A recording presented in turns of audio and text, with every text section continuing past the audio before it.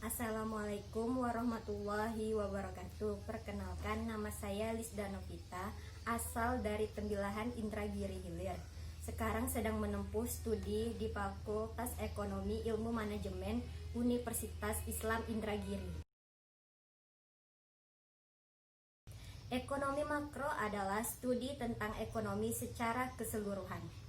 Ilmu ekonomi yang satu ini khusus mempelajari ekonomi secara skala besar dan keseluruhan. Ekonomi makro sering digunakan untuk menganalisa dan merancang target-target kebijaksanaan yang berhubungan dengan pertumbuhan ekonomi, inflasi, tenaga kerja, dan keseimbangan neraca pembayaran yang berkesinambungan. Ekonomi makro memiliki beberapa tujuan yang juga berdampak untuk suatu negara.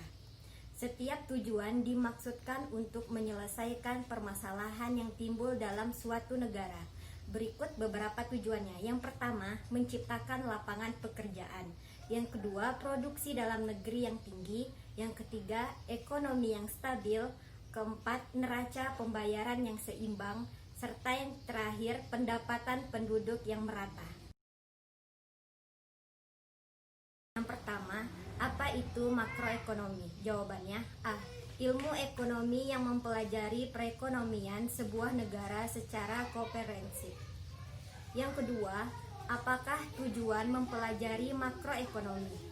Jawabannya B. Menganalisa gejala perekonomian. Soal ketiga, mengapa biaya hidup semakin meningkat? Jawabannya A. Karena inflasi. Soal keempat, mengapa semakin banyak yang menganggur pada saat ekonomi booming? Jawabannya A. Perang atau bencana atau wabah.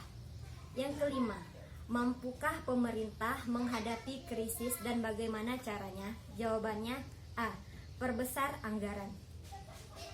Soal keenam, apakah yang menyebabkan anggaran defisit? Jawabannya B. Inflasi tinggi dan barang mahal.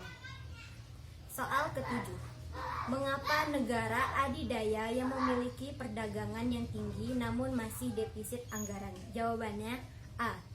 Banyak pengangguran dan inflasi. Yang ke-8, mengapa banyak negara yang miskin? Jawabannya B. Pengangguran dan produktivitas rendah.